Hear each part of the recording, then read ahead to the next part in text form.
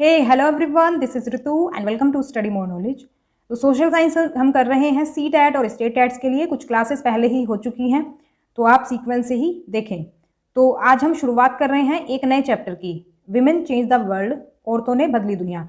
तो ये चैप्टर काफ़ी खास होने वाला है क्योंकि हम इसमें जानेंगे कि किस तरह औरतों ने कितने सारे स्टीरियोटाइप्स को तोड़ा है और काफ़ी सारी बंदिशों के बावजूद भी उन्होंने दुनिया बदल कर रख दी है और आने वाली जो पीढ़ियां हैं उनको एक कह सकते हैं तोहफा दिया है उन बेड़ियों से आज़ाद होकर के। तो इसमें इसी बारे में जानेंगे कि औरतों ने क्या क्या ऐसे काम किए थे जिनसे कि काफ़ी बड़े बदलाव देखने को मिलते हैं। तो बढ़ते हैं हमारी क्लास की तरफ। ये कुछ मेरे बारे में आप देख सकते हैं यहाँ पर, ये सभी एग्जाम्स मैंने क्वालिफाई किए हुए हैं। You can also follow me on social media, Facebook page, Insta ID and Telegram channel. Telegram का लिंक आपको डिस्क्रिप्शन में मिल जाएगा। तो अगर हम बात करते हैं किसी महिला की, विमेन की, तो महिलाओं को नौकरी के कम अवसर मिलते थे पहले। अभी काफ़ी अपॉर्चुनिटीज़ मिलने लगी हैं, लेकिन पहले ज़्यादा अवसर पहले इनको नहीं मिलते थे।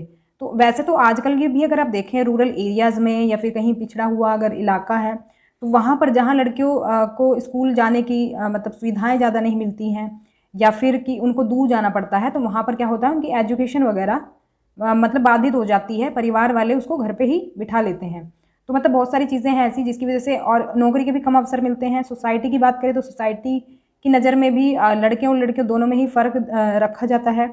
इसके अलावा हम बात करें अगर टेक्निकल जॉब की, जैसे कि इंजन ड्राइवर की बात करें या फिर इंजीनियर की बात करें, तो गर्ल्स को उसमें पीछे ही देख रखा जाता है, उनको नहीं देखा जाता। उनको मतलब कि अगर बात करें टेक्निकल जॉब की तो लड़कों को ही देखा जाता है। जैसे कि कोई ड्राइवर है, अगर कोई पायलट है, तो बॉयज़ को ही देखा जाता है उनकी नज़र से।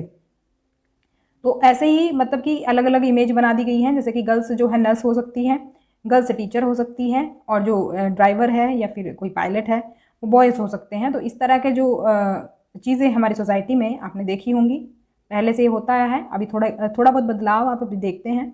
बहुत लोग फ़र्क नहीं करते हैं, लेकिन कहीं ना कहीं तो परिवार में भी इस चीज़ को लेकर के भेदभाव किया जाता है। तो अगर लड़कियों की बात करें तो उनको अवसर कम मिलते हैं, लेकिन उनसे अपेक्षाएं ज़्यादा की जाती हैं। देखो, एक अगर बात करें हम स्टीरियोटाइप की, स्टीरियोटाइप हमने चैप्टर 1 में क्लास 6 में पढ़ लिया था, विविधता और भेदभाव वाले में। तो स्टीरियोटाइप या फिर रूढ़िबद्ध धारणा जो है एक तरह से लड़कियों को लेकर के ज़्यादा होती है।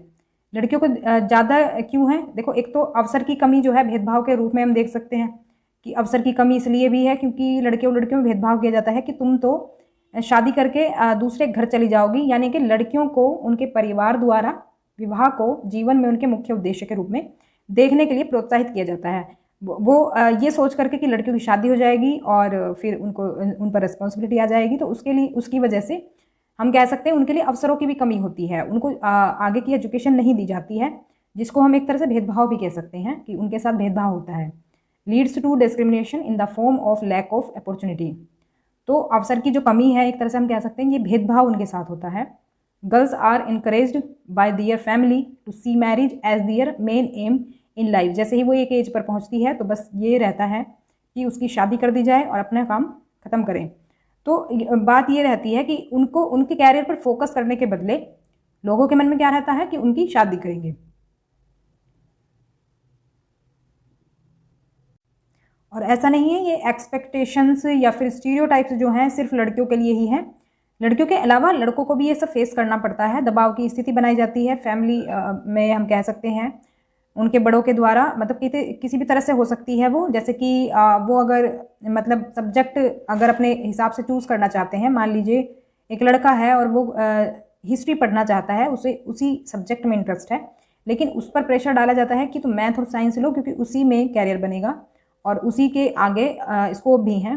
तो इस तरह से क्या होता है, उन पर प्रेशर डाला जाता है। तो बॉयज़ और गर्ल्स दोनों को ही कुछ चीज़ें इस तरह की फेस करनी पड़ती हैं, जो स्टीरियोटाइप्स हैं या फिर जो कठोर अपेक्षाएं हैं, ये सभी जो हैं दोनों को ही फेस करनी पड़ती हैं। तो अगर हम बात करें इंजन ड्राइवर की, तो जैसा कि मैंने आपको बताया कि ड्राइवर का नाम आते ही हमारे मन में क्या इमेज आती है, दिमाग में क्या इमेज आती है, एक बॉय की। तो ये क्यों इमेज ऐसी बनी हुई है? क्योंकि ये जो सोसाइटी है इसने ये इमेज क्रिएट की है, क्योंकि पहले से ही ऐसा होता आया है। तो जो मैन होते हैं उनको ही इस तरह के टेक्निकल जॉब के लिए चुना जाता है और उनको ही इसमें ज़्यादा अवसर भी मिलते हैं। तो अब ऐसा ही एक स्टीरियोटाइप तोड़ा था लक्ष्मी लाकरा ने, उसके बारे में हम इसमें जानेंगे। तो लक्ष्मी लाकरा जो हैं ये झारखंड में एक गरीब आदिवासी परिवार से हैं, from a poor tribal family in Jharkhand. तो she is the first women engine driver for northern railways. तो वह उत्तर रेलवे की पहली महिला इंजन ड्राइवर हैं। तो जैसे कि पहले इंजन ड्राइवर के तौर पर बॉयज़ को देखा जाता था, तो इन्होंने क्या किया, इस स्टीरियोटाइप को तोड़ा कि इंजन ड्राइवर महिला भी हो सकती है। तो पहली इंजन ड्राइवर बनकर इन्होंने क्या किया, स्टीरियोटाइप को तोड़ दिया। और इन्होंने काफ़ी सारी चीज़ें फेस की, जैसे कि गरीबी में इनका जीवन बीता, मतलब जब तक इनकी जॉब लगी तब तक गवर्नमेंट स्कूल में इनकी पढ़ाई हुई। उसके बाद इन्होंने पढ़ाई की एग्ज़ाम क्लियर करने के लिए, और एग्ज़ाम क्लियर करके ये बन गई इंजन ड्राइवर। तो इन्होंने बहुत बड़ा स्टीरियोटाइप तोड़ा कि जो ड्राइवर हैं, इंजन ड्राइवर जो हैं, वो बॉयज़ ही नहीं गर्ल्स भी हो सकती हैं। यहाँ पर आप इनकी तस्वीर देख सकते हैं। आगे बढ़ते हैं। अब देखो, लर्निंग फॉर चेंज, परिवर्तन के लिए सीखना। इसमें हम क्या देखेंगे, देखो जैसे कि स्कूल, जब बच्चे होते हैं तो स्कूल जाना है तय रहता है। आजकल अगर आप देखें तो जैसे ही बच्चे 4-5 साल के होते हैं, 4-5 नहीं बल्कि अब तो 3 साल से ही स्कूल जाने लगते हैं। तो जब बच्चे होते हैं छोटे, तो उनको देखो स्कूल जाना फिक्स रहता है आजकल कि उनको स्कूल जाना ही जाना है। तो इसमें अगर हम बात करें तो नया क्या है, तो नया इसमें ये है कि जो पास्ट था हमारा, उसमें सिचुएशन ऐसी नहीं थी। Was it the same in past, तो अतीत में क्या समान थी ये सिचुएशन जो आज की है, तो बिल्कुल नहीं। तो पास्ट में ये चीज़ें जो है अलग थी। और स्पेशली महिलाओं की स्थिति, शिक्षा के संबंध में महिलाओं की स्थिति ऐसी थी कि महिलाओं के लिए स्कूल नहीं होते थे, मतलब कि स्कूल नहीं भेजा जाता था, उनको गलत माना जाता था स्कूल भेजना। तो स्थिति कैसे बदली, how did the position changed, तो अब हम देखने वाले हैं इसी के बारे में कि सिचुएशन आखिर बदली कैसे। तो देखो, बात करें अगर 19वीं सदी की, in the 19th century many new ideas about education and learning emerge. तो शिक्षा और सीखने के बारे में कई नए विचार सामने आए। स्कूल प्रचलन में आए, कमिंग अप ऑफ स्कूल्स। देखो स्कूल से जो है पहले बहुत ही हम कह सकते हैं गुरुकुल वगैरह में शिक्षा मिलती थी, तो मतलब स्कूल्स नहीं थे। तो स्कूल्स आए प्रचलन में, कई समुदाय शिक्षा प्राप्त करने लगे। जैसे कि पहले कुछ कम्युनिटी के लोग जो है एजुकेशन नहीं ग्रहण करते थे, तो शिक्षा प्राप्त करने लगे। धीरे धीरे लड़कियों के लिए स्कूल खोले गए, मतलब सेपरेट स्कूल लड़कियों के लिए खोले गए, क्योंकि वजह क्या थी, लड़कियों को इसलिए स्कूल नहीं भेजा जाता था क्योंकि लड़के भी वहाँ पर होते थे। तो हुआ क्या कि लड़कियों के लिए स्कूल खोले गए, तो अब उन्हें सेपरेट स्कूल मिलने लगा पढ़ने के लिए, तो फिर वो स्कूल जाने लगी। Slowly school for girls were open, women struggle to learn to read and write. महिलाओं ने पढ़ना लिखना सीखने के लिए संघर्ष किया, क्योंकि उनके लिए एजुकेशन नहीं होती थी, तो उन्होंने संघर्ष किया। ये कहा उन्होंने कि जब बॉयज़ के लिए स्कूल खुले हैं तो हमारे लिए क्यों नहीं, हमारे लिए शिक्षक क्यों नहीं, तो उसमें क्यों भेदभाव है। तो उसी के लिए संघर्ष किया बहुत सी महिलाओं ने। तो अब हम बारी बारी से महिलाओं का इनका संघर्ष देखेंगे, किसने किस चीज़ के लिए संघर्ष किया। ज़्यादातर तो हम देखेंगे एजुकेशन के लिए ही संघर्ष किया इन्होंने। तो सबसे पहले हम देखेंगे पंडिता रमाबाई की कहानी। तो रमाबाई महिला शिक्षा का कारण बनी, क्योंकि पहले महिलाओं के लिए शिक्षा नहीं थी। Ramabai champion the cause of women's education. She never went to school but learned to read and write from her parents. She was given the title Pandita because she could read and write Sanskrit. तो वे कभी school नहीं गई, लेकिन अपने माता पिता से पढ़ना लिखना सीख गई। उसे पंडिता की उपाधि दी गई क्योंकि वो संस्कृत पढ़ और लिख सकती थी। देखो स्कूल कभी नहीं गई, लेकिन फिर भी वो पढ़ सकती थी, लिख सकती थी, क्योंकि उसने अपने माता पिता से पढ़ना लिखना सीख लिया था, क्योंकि स्कूल नहीं गई थी तो माता पिता से ही सीख लिया। She went on to set up a mission in Khedgaon near Pune in 1898, where widows and poor women were encouraged not only to become illiterate but to be independent. तो वह 1898 में पुणे के पास खेड़गांव में एक मिशन स्थापित करने के लिए गई। तो खेड़गांव ध्यान रखेंगे, पूछा जा सकता है ये, जहाँ विधवाओं और गरीब महिलाओं को न केवल साक्षर बनाने के लिए बल्कि स्वतंत्र होने के लिए भी प्रोत्साहित किया गया। तो उन्होंने जो विधवाएं हैं और गरीब महिलाओं के लिए काम किया, साक्षर बनाया और उनको इंडिपेंडेंट बनाया। तो एक तरह से हम ध्यान रखेंगे कि किस क्षेत्र में इन्होंने काम किया, क्योंकि यही क्वेश्चन बनता है। और उन्हें बढ़ईगिरी से लेकर प्रिंटिंग प्रेस चलाने तक कई तरह के हुनर सिखाए गए। जैसे कि जो विमेन थी और ये विधवाएं थी, गरीब थी, जो कि दूसरों पर डिपेंड होती थी पहले, इन्होंने उनको आत्मनिर्भर बना दिया, कुछ ना कुछ हुनर सिखा कर गए, जिससे कि वो पैसे कमा सकें। They were taught a variety of skills from carpentry to running a printing press. तो मतलब जिस भी तरह के काम थे वो सब तरह के काम वो सिखाती थी महिलाओं को। तो काफ़ी बड़ा बदलाव इन्होंने किया। यहाँ पर आप देख सकते हैं प्रिंटिंग प्रेस, आप इनकी देख सकते हैं, ब्लैक एंड वाइट पिक्चर है और ये है तस्वीर में। तो हमें ये चीज़ कभी नहीं भूलनी चाहिए कि जो फैसिलिटीज़ आज हमें इतनी आसानी से मिल रही हैं उसके पीछे किसी का बरसों का संघर्ष रहा है, तो उसकी हमें कदर करनी चाहिए। तो अब नेक्स्ट स्टोरी जो हम है वो देखेंगे रास सुंदरी देवी की। तो रास सुंदरी देवी का जन्म लगभग 200 साल पहले पश्चिमी बंगाल में हुआ था। तो पश्चिमी बंगाल से थी ये। रास सुंदरी Devi was born in west Bengal some 200 years ago. She wrote her autobiography in Bangla. तो बांग्ला में इन्होंने अपनी आत्मकथा लिखी। हर book titled Amar Jiban is the first known autobiography written by an Indian women. तो 60 साल की उम्र में उन्होंने बांग्ला में अपनी आत्मकथा लिखी अमर जीवन, तो ये बांग्ला में ही है।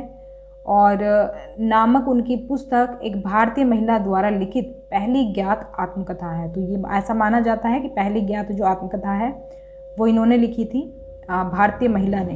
भारतीय महिला अगर किसी ने लिखी थी तो। राष्ट्र सुंदरी देवी एक अमीर जमींदार के परिवार की एक गृहिणी थी। तो यहाँ पर थोड़ा सा ये मिसप्रिंट हो गया है, राष्ट्र शायद इसमें ट्रांसलेशन में गड़बड़ हो गया है। रास सुंदरी है इनका नाम। तो रास सुंदरी देवी एक अमीर जमींदार के परिवार की एक गृहिणी थी। तो मतलब ऐसा नहीं है कि ये मिडिल क्लास फैमिली से थी, अमीर फैमिली से थी। उस समय यह माना जाता था कि अगर एक महिला ने पढ़ना और लिखना सीखा तो वह अपने पति के लिए बुरी किस्मत लाएगी और विधवा हो जाएगी। मतलब एक कह सकते हैं एक अंधविश्वास हुआ करता था। इसके बावजूद उन्होंने अपनी शादी के बहुत समय बाद स्वयं ही छुप छुप कर लिखना पढ़ना सीखा। देखो, खुद ही पढ़ना लिखना सीखना बहुत बड़ी बात है। तो इन्होंने खुद ही पढ़ना लिखना सीखा। रास सुंदरी Devi was a housewife from a rich landlords family. At that time it was believed that if a woman learn to read and write she would bring bad luck to her husband and become a window.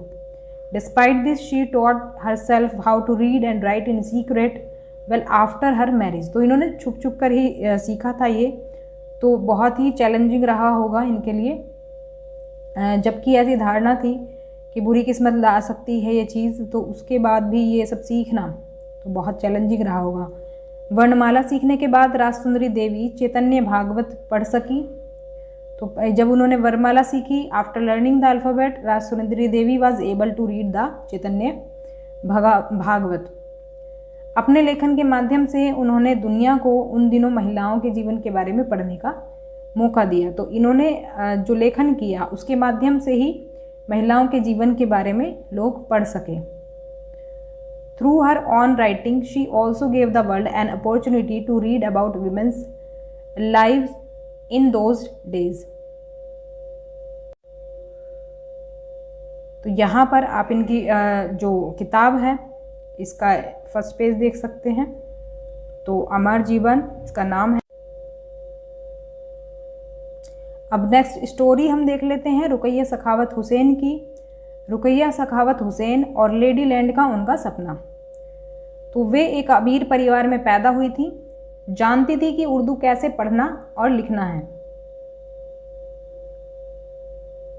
लेकिन हुआ क्या कि अंग्रेजी और बांग्ला सीखने से इनको रोका गया। She was born into a rich family, knew how to read and write. Urdu stopped from learning Bangla and English. देखो, इंग्लिश और बांग्ला इनको सीखने नहीं दिया गया, उर्दू जानती थी। तो she learn to read and write Bangla and English with the support of her elder brother and elder sister. तो अपने बड़े भाई और बड़ी बहन की हेल्प से इन्होंने क्या किया, बांग्ला और अंग्रेजी पढ़ना और लिखना सीख लिया। इसके बाद एक लेखक बन गई है और सुल्ताना का स्वप्न शीर्षक से एक कहानी लिखी। और लेडी लैंड का जो कंसेप्ट था वो इन्होंने दिया, became a writer and wrote a story title Sultana's dream concept of lady land इन्होंने दिया था। तो महिला और शिक्षा की बात करें तो काफ़ी पुराना नाता रहा है और संघर्ष बहुत किया है महिलाओं ने शिक्षा को पाने के लिए, तभी आज इक्वल राइट्स मिल पाए हैं एजुकेशन को लेकर के लड़के और लड़कियों को। तो अब तो बहुत हद तक स्थिति सुधर चुकी है। तो यहाँ पर आप इनकी पुस्तक का फर्स्ट पेज देख सकते हैं, और ये है रुकैया सखावत हुसैन। अब देख लेते हैं वर्तमान समय में शिक्षा और विद्यालयों की जो है स्थिति क्या है। देखो, अब लड़के और लड़कियां दोनों स्कूल जाते हैं, स्कूल तो जाते हैं लेकिन फिर भी शिक्षा में अंतर देखने को मिलता है। Both boys and girls attend school, still the difference is there.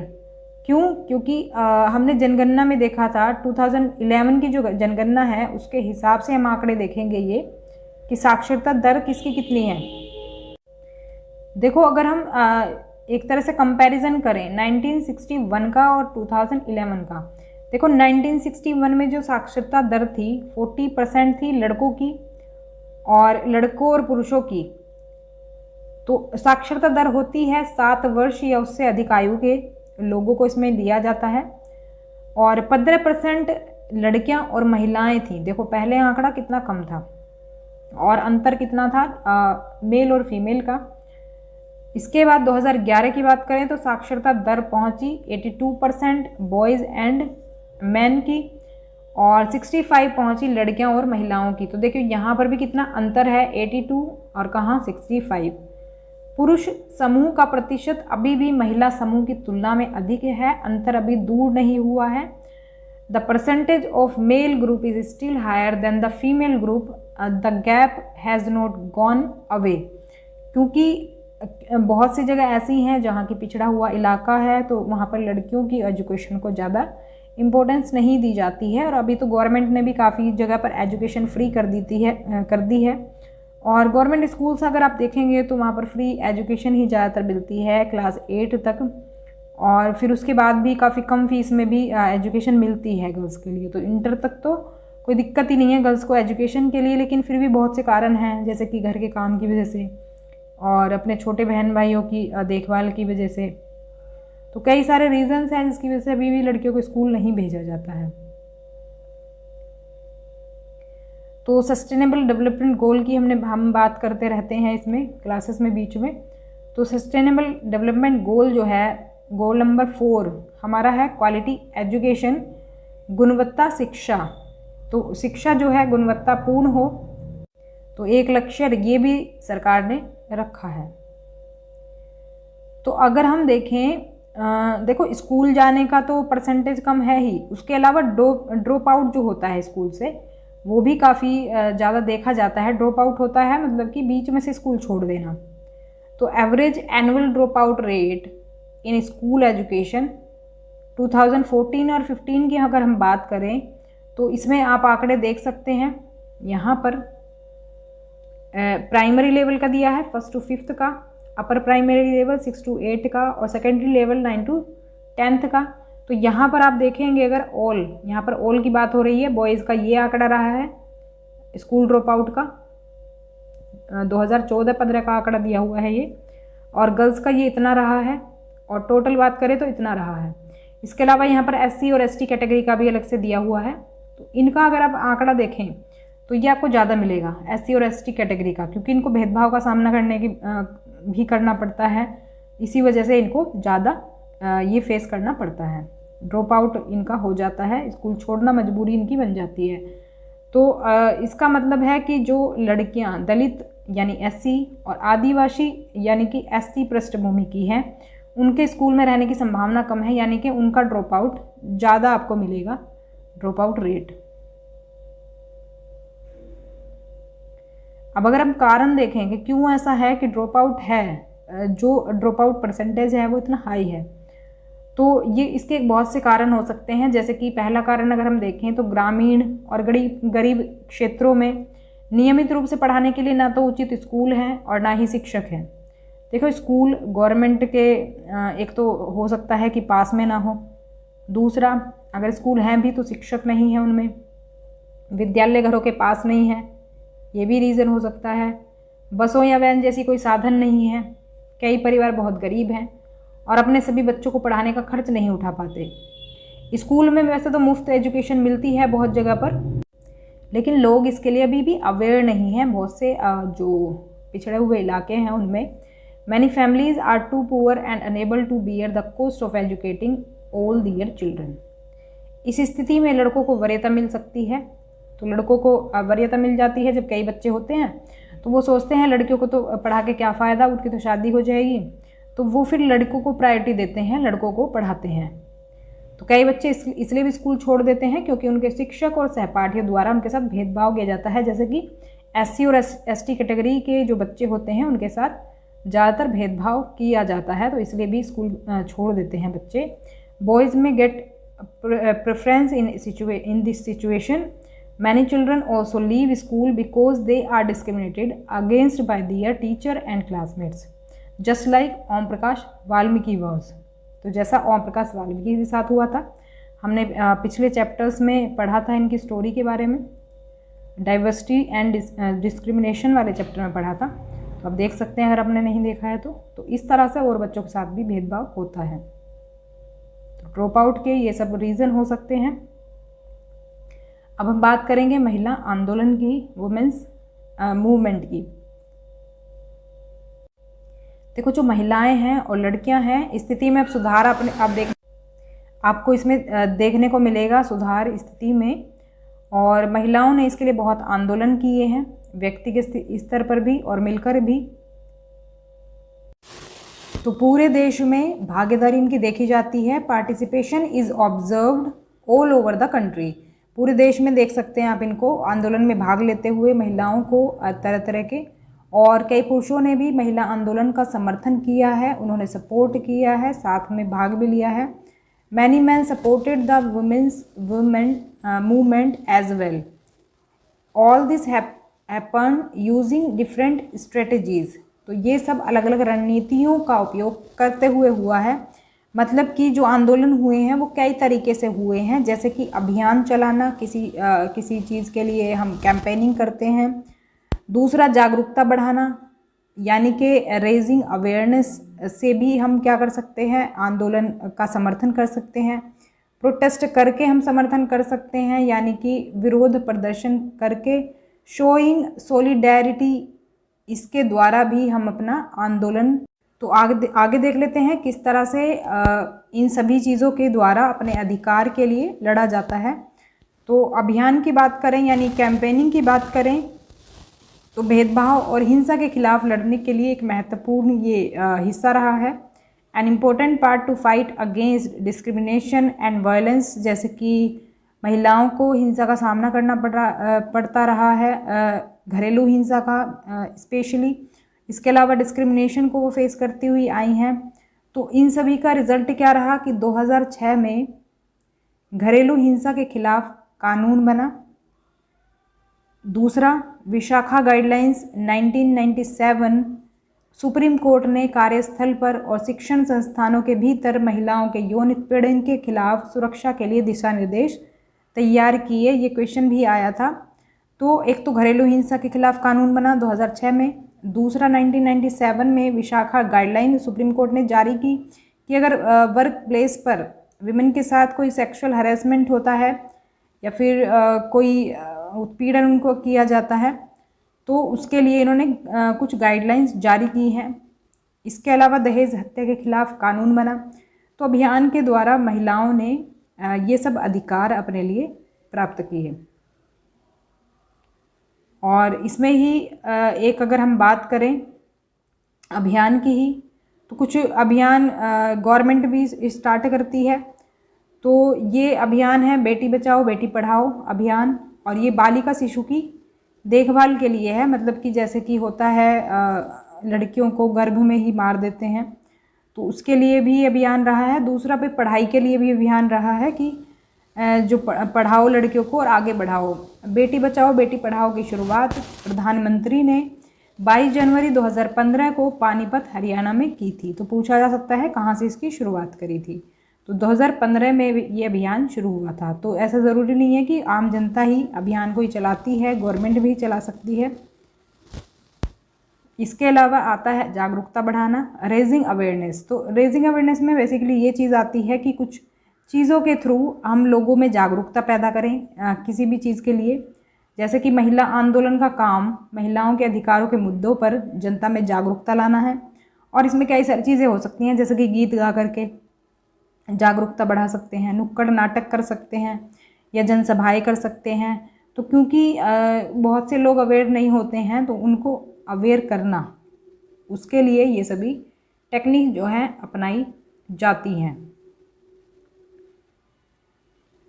फिर आता है प्रोटेस्टिंग, यानी कि विरोध करना। तो महिलाओं के खिलाफ उल्लंघन पर आवाज़ उठाना, या उदाहरण के लिए जब कोई कानून या नीति उनके हितों के खिलाफ काम करती है, तो उसके लिए विरोध करना। मतलब कि जैसे कोई मान लो कोई कानून बन गया, या फिर कोई ऐसी चीज़ है जो कि महिलाओं के खिलाफ है, जैसे कि 3 तलाक की बात करें तो वो महिलाओं के लिए एक तरह से गलत था, तो उसके लिए महिलाएं विरोध कर सकती है, प्रोटेस्ट कर सकती है। तो इसके लिए महिलाएं कई चीज़ें कर सकती है, जैसे कि सार्वजनिक रैलियां कर सकती हैं वो, जैसे कि सारी महिलाएं मिलकर के ग्रुप में रैलियां कर सकती हैं। इसके अलावा प्रदर्शन कर सकती हैं। तो कई सारे तरीके विरोध में अपनाए जा सकते हैं, जो कि नीति उनके खिलाफ है उसको बदलने के लिए। फिर आता है शोइंग सॉलिडेरिटी, यानी कि बंधुत्व व्यक्त करना। मान लो किसी महिला के साथ अगर कोई कुछ गलत होता है, कुछ अपराध होता है, तो उसके लिए आपने देखा होगा अक्सर कि कैंडल मार्च वगैरह निकालते हैं, जिस तरह से यहाँ पर आप देख रहे हैं। तो ये सब इसलिए किया जाता है, या फिर जैसे कि एक जगह इकट्ठा हो जाते हैं। तो ये होता क्या है कि न्याय के अन्य मुद्दों व औरतों के साथ बंधुत्व व्यक्त करना भी महिला आंदोलन का ही हिस्सा है।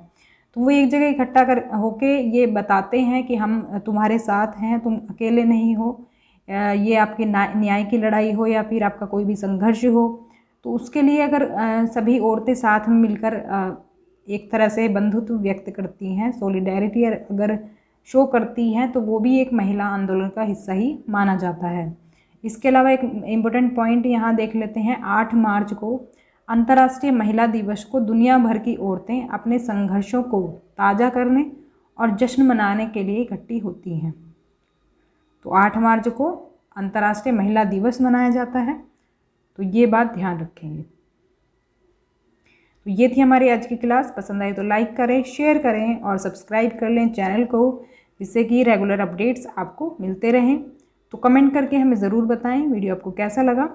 तो मिलते हैं नेक्स्ट क्लास में इसके प्रीवियस क्वेश्चंस के साथ। तब तक के लिए stay connected and keep watching study more knowledge. Thanks for watching.